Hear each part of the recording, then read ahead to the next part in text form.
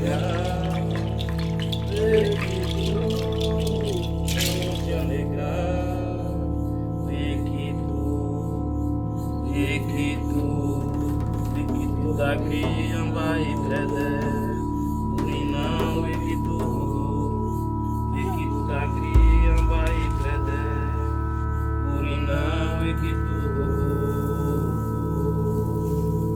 vê que tu vem te alegrar, vê que tu vem te alegrar, vê que tu da cria vai crescer, não vê que tu da cria vai crescer, não vê que tu.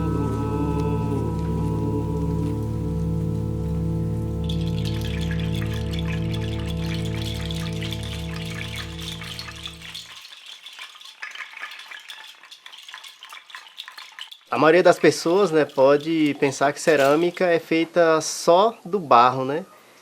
Mas cerâmica é feita de histórias, de memórias, de conhecimentos ancestrais.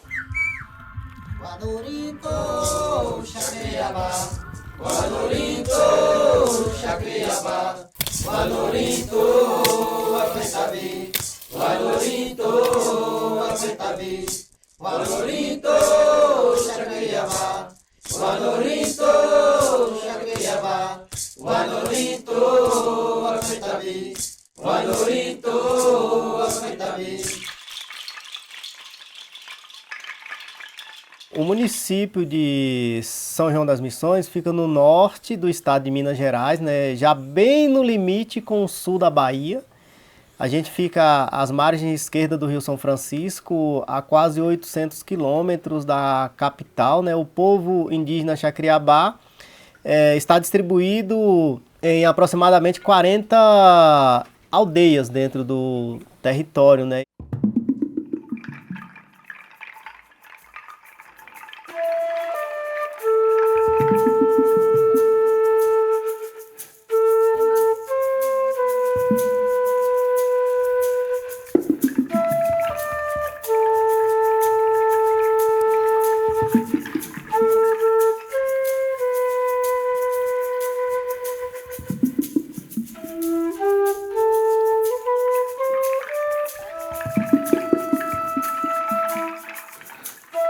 Nosso território ele fica localizado em uma região, que é aqui no norte de Minas, que é muito seca, né?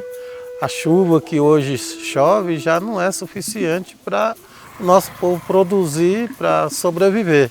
Muitas famílias hoje, muitas pessoas têm que sair do território, né, para buscar uma geração de renda, para buscar trabalho fora do estado, né?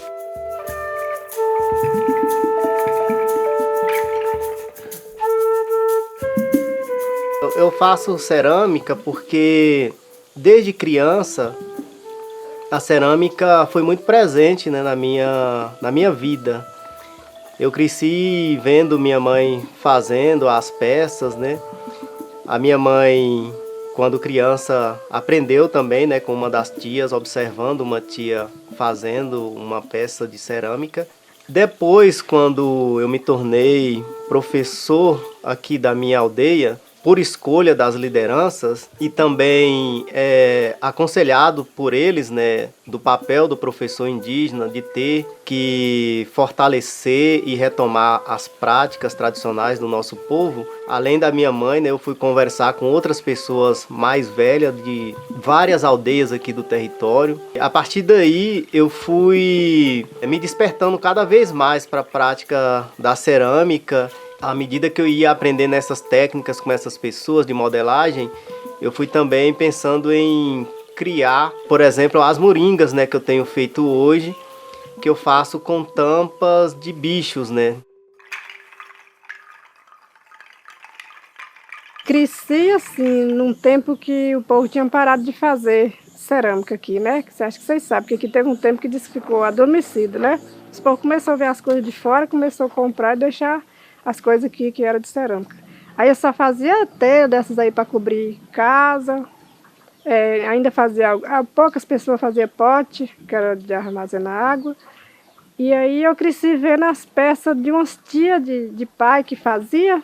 E eu admirava muito aquelas peças. Eu ainda pequena, com 8 anos, eu via aquilo lá e ficava curiosa.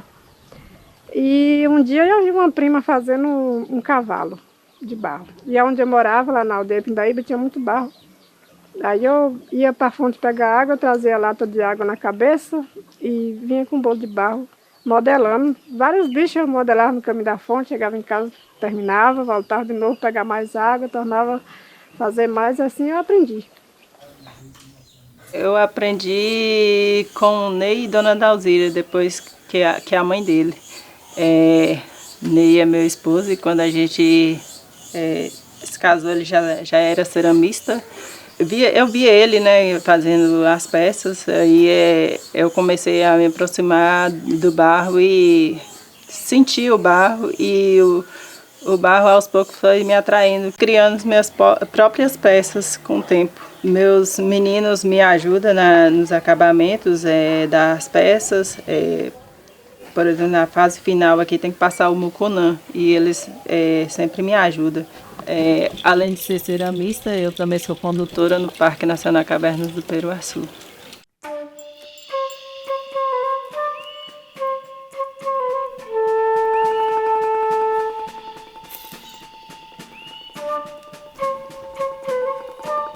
Os grafismos que eu vi aqui no parque também me inspiraram para fazer as pinturas na cerâmica.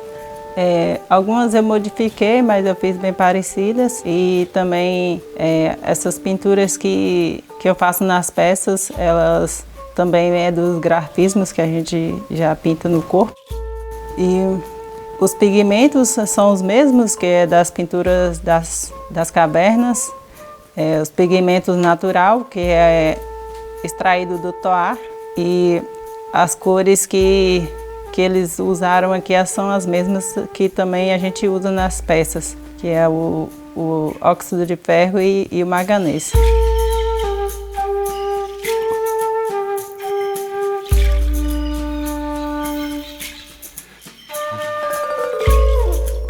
A época da ocupação humana aqui no parque, segundo as pesquisas, elas é de 11 a 12 mil anos.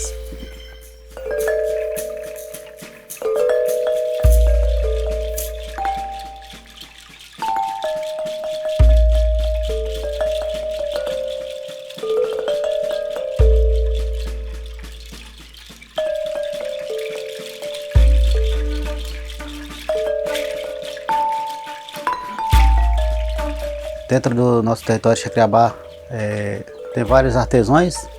Uns dominam peça de barro, outros dominam mais o trabalho de palha, fibra, né? Então, quando a gente fala do artesanato, a gente fala também de todo um contexto de uma história de Jacriabá em geral. A gente desenvolve esse trabalho no quadro escolar. Esse daqui já é um painel, mini painel, né? Que a gente faz com um material que é da tabua. Mas ele pode ser feito também com a taboca, pode ser feito com os braços do buriti. E aí para os alunos eu faço menor. Para ensinar o trançado. Para ensinar o trançado. Porque numa aula ou duas a gente consegue fazer uma peça dessa e fazer o acabamento. O balai, né, tem uma grande resistência. Se for para pegar ele cheio de alguma coisa na roça, ele serve para fazer a coleta do milho, do feijão, feijua. E serve para a conservação dos remédios, que ele não fica abafado, né?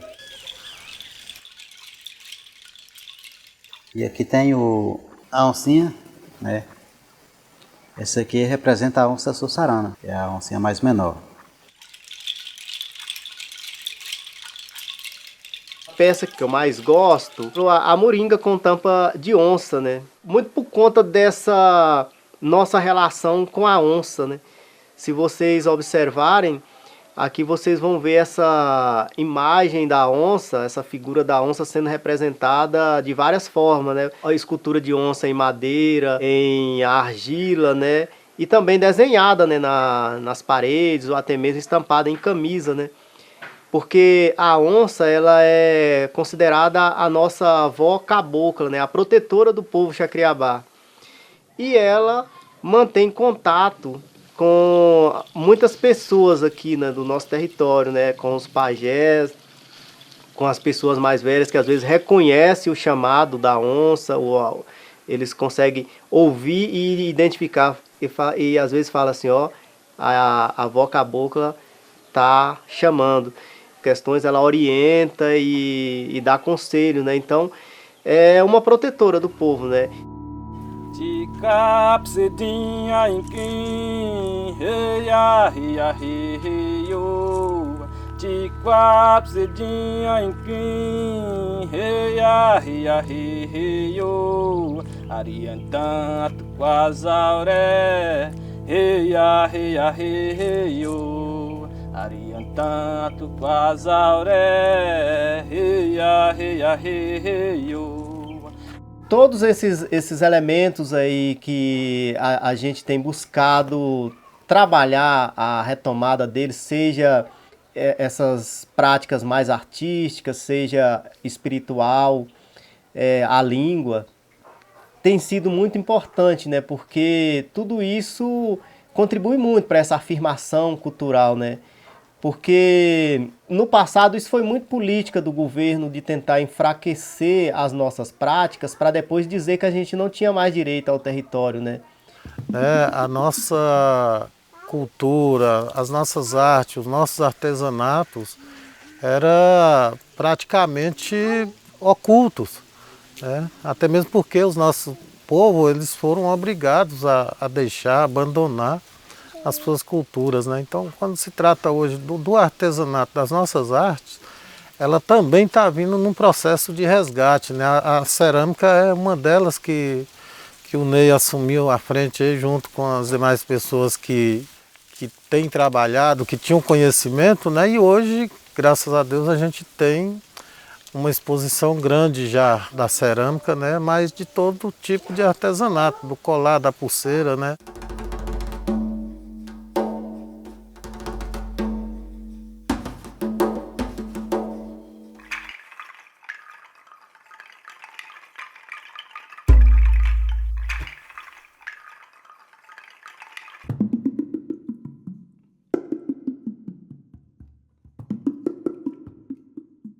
Essa aqui é a galça, do catingueiro, aqui é a sariema, arara, essa aqui é a cadorna, esse aqui é o curió, passo preto.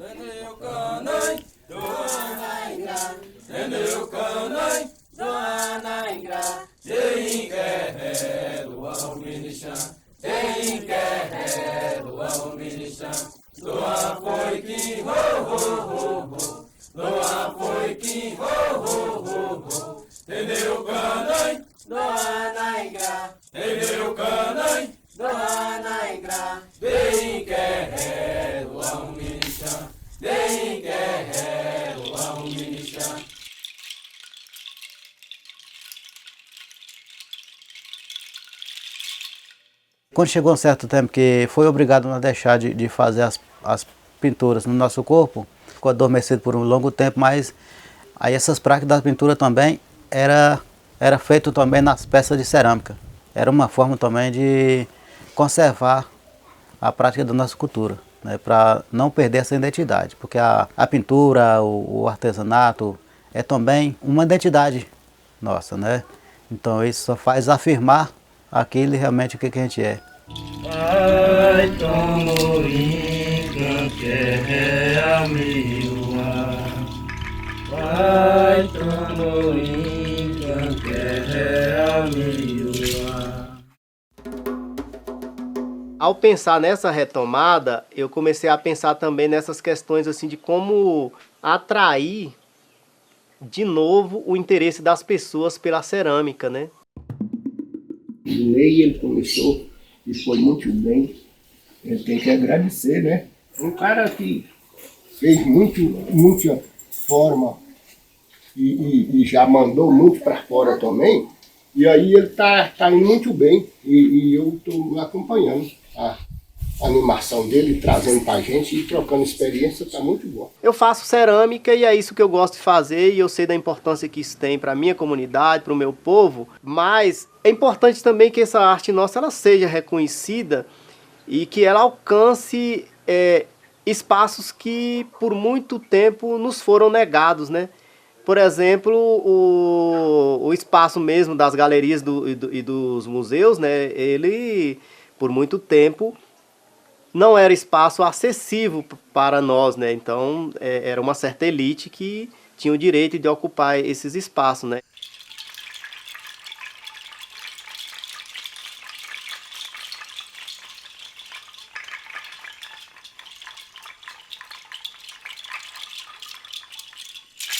Hoje em dia tem mudado, né? A arte indígena ela tem alcançado, né, um lugar de destaque, né, nos últimos anos, muito por conta do esforço, né, de vários artistas indígenas reconhecidos, né?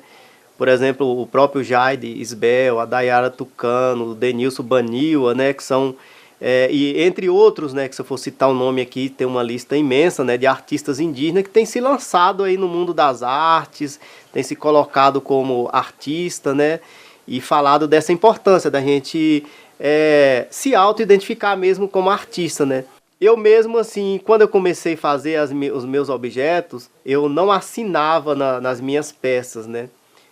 Minha mãe não assinava, meus antepassados também não assinavam, né? Eles faziam esses objetos, não tinha essa preocupação. Quando eu passei a ir para as feiras, algumas pessoas começaram a me falar, né, dessa importância da gente assinar. Por um tempo eu fiquei um pouco resistindo a fazer essa assinatura, porque eu nunca considerei, por exemplo, a cerâmica como algo meu, né?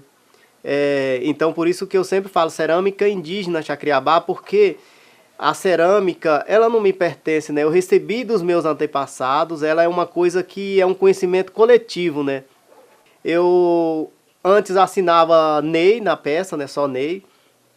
Depois eu assinei Ney Leite Chacriabá, né? A palavra Chacriabá, junto com essa assinatura, para que isso remetesse a essa ideia de algo coletivo, né?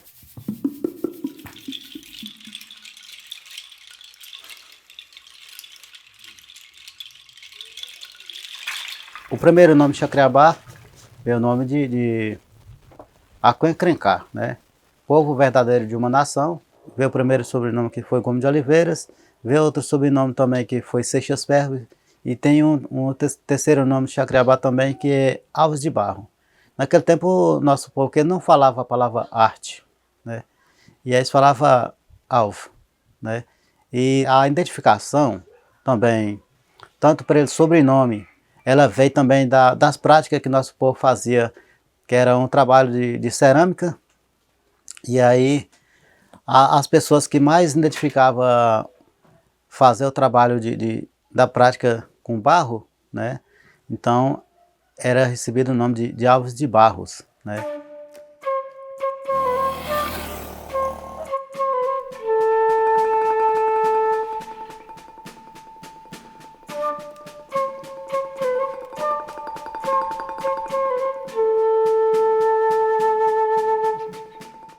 Os nossos mais velhos costumam dizer que a Terra é dominada pela Lua e que se a gente não ter cuidado, você pode ter algum problema ali no processo, né? Então, o barro ele tem que ser retirado depois que passa os 3 primeiros dias da lua nova, né? Eles falam que não pode tirar no escuro, né? Que tem que tirar na luz, né? Estando na lua adequada, a gente sai para coletar o barro, né? Com aqueles cuidados, né, de não degradar muito ali o local. Muito por isso eu busco barro em pontos diferentes. É um barro retirado seco, né? Então você busca ele nesses córregos que já não correm mais água.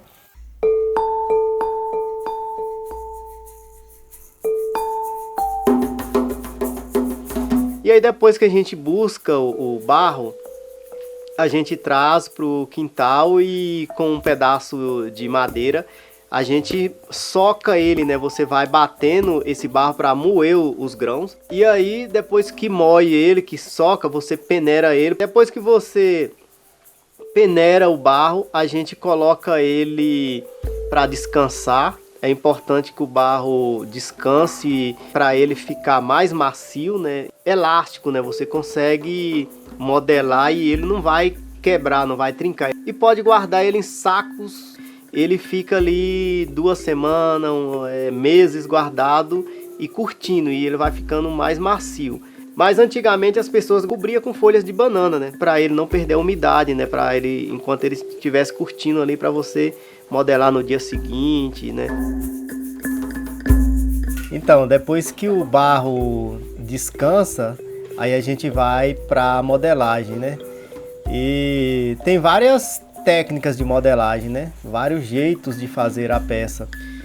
E aí, depois que você modela a peça toda, tem que aguardar um pouco para ela ficar mais firme, e com uma ferramenta a gente vem raspando os excessos, e em seguida a gente vai modelando usando essas ferramentas, né, que é as ferramentas feitas de cabaça, né, que é a cuiteba, e ela funciona para fazer as emendas do barro, né, as emendas da argila. Depois que a gente raspa esses excessos, aí tem uma outra etapa que é a do polimento, que você pega a semente do mucunã. Essas sementes, elas são usadas na peça, a gente vai esfregando ela na peça, né? A peça se torna mais bonita, né? Com esse polimento, mas o objetivo principal é para ela vedar, porque quando passa a semente, ela vai compactar as camadas da argila e vai meio que criar uma pelezinha sobre a moringa. Ela vai absorver água e a água não vai atravessar. O polimento funciona como impermeabilizante ali da peça, né? Ela não vai perder água. E depois do polimento, aí a gente vai para a decoração da peça, né? E aí, antes de fazer a decoração da peça, você já tem que ter esse cuidado de preparar a tinta, né? E a tinta você vai procurar o toá. O toá a gente encontra também dentro das grotas ou nos barrancos de caminhos, e a gente encontra uma variedade enorme de cores de toá. Esse toá, ele é raspado ou machucado com um pedaço de pau, né? Igual a gente fez para preparar o barro, né? Você moe ele dissolve fácil na água. Depois que dissolve na água, a gente coa. Depois que coa esse toá, essa água barrenta ali, ela vai decantar e você vai tirar aquela água limpinha que fica por cima, e aquela parte mais do fundo da vasilha é a que você vai utilizar como tinta, né? Que ela já tem uma consistência bem cremosa assim, que você usa para decorar as peças, né?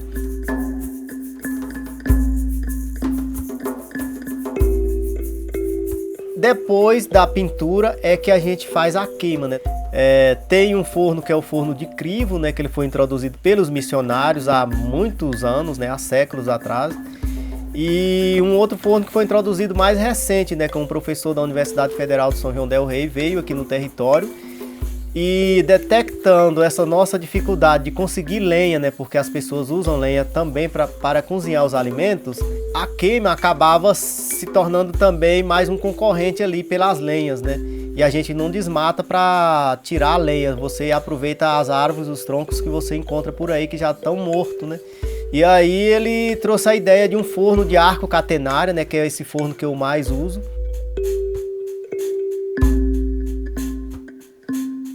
É um forno que você consegue estabilizar bem a temperatura dentro dele, né? Então as peças acabam queimando por igual. E esse forno de arco catenário é um forno interessante porque você coloca um pedacinho de madeira, ele sobe a temperatura bastante. Então por isso que ele economiza lenha. Por outro lado, tem que ter muito cuidado, porque se você colocar um pedaço de lenha grande e colocar ele de uma vez só no forno, ele pode subir demais a temperatura e você perder as peças com explosão e com trincas de peça, né? O forno de arco catenário tem um termômetro que a gente consegue olhar por ele, né? E fazer a queima observando por ele. Porém, ele tem umas janelinhas de abertura que você consegue ver as peças lá dentro do forno e consegue queimar sem esse termômetro também, porque pela cor da peça você consegue identificar se ela está queimada ou não, com a experiência da queima, né?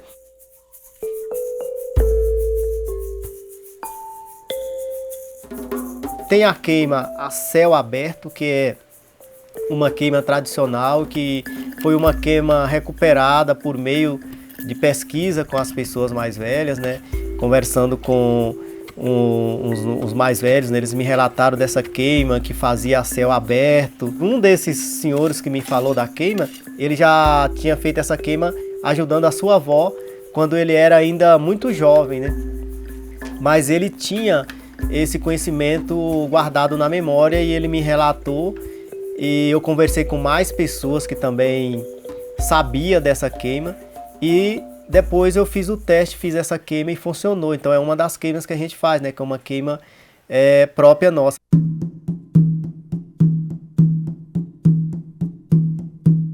Esse forno de queima a céu aberto é uma queima mais rápida, né? Que dura mais ou menos 4 horas, você alimentando ele com lenha.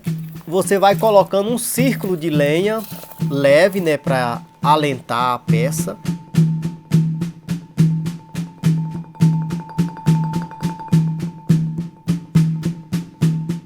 E depois que aquele círculo de lenha ele é consumido ali pela chama que está diminuindo, você vai remontando ele.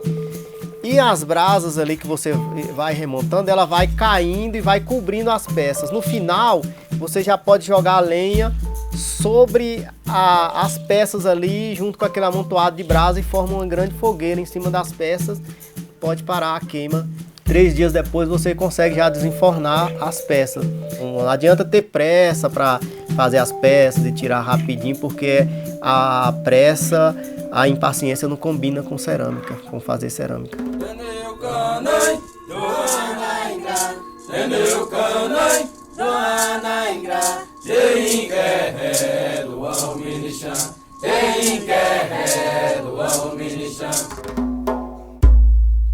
Eu tenho 3 filhos, né? Os 2 mais novos, sempre que a gente está fazendo aqui, eles estão pegando no barro. E se a gente deixa uma peça aqui e sai, quando a gente chega, eles já mexeram nela. O meu filho do meio, ele já tem feito umas peças, né? Inclusive essa peça aqui foi ele que fez. E ele já até fez trocas, já vendeu peças dele com pessoas que vêm visitar o território. Ele fica todo empolgado, querendo fazer mais, né? A minha filha mais velha também tem feito cerâmica, né? Inclusive na escola isso também é ensinado pelos professores de cultura, né? Pelos professores de arte. Sem que a gente perceba, em algum momento eles começam a colocar a mão na massa e começam a se envolver ali na prática e vai tomando gosto pela prática, né? A gente teve muitas práticas tradicionais que foram sendo enfraquecidas, vários séculos de proibições e de violência mesmo, né? Contra nossas práticas tradicionais. Quando você vê uma criança envolvendo nisso, é uma esperança, né? Porque envolve ali numa prática tradicional, você está se fortalecendo espiritualmente e se está se fortalecendo mesmo como um povo, né? Mas também tem essa possibilidade também de você conseguir trocar um objeto por uma outra coisa, por um alimento, vender um objeto e ter uma renda que vai fazer com que você permaneça no seu próprio lugar, que você continue ali envolvido com as práticas comunitárias sem precisar de ir para tão longe dos seus familiares, né?